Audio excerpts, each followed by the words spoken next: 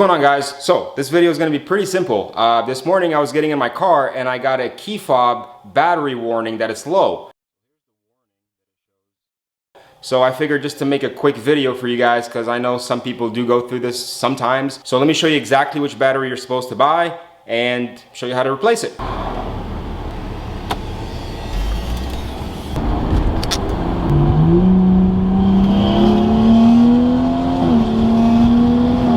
The battery needed for the key is CR2032, and these are called button cell batteries, and we paid $8.79 for them, which is perfect because you can put one for each key. Luckily, you don't need any tools to do this. All you have to do is press the button on the side, remove the key, and right over here you're gonna see a little notch. All you have to do is press upwards on that notch and the cover just comes right out. You get a little flathead, pop it out, take your new battery, slide it in place.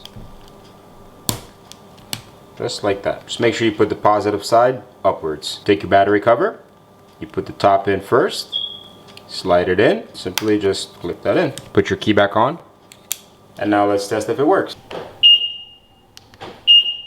And there you guys go. Simple as that. For $8, you can change your battery at home. You don't have to worry about taking it to any dealership or any of that stuff. Alrighty guys, till next time, peace. Alright,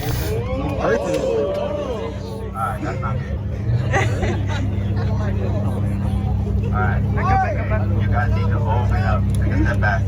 Take a step back. He wants to go for it. Alright, we need to make sure we catch that on video. There you go. Alright, you gotta do 3 revs. Ready? Go.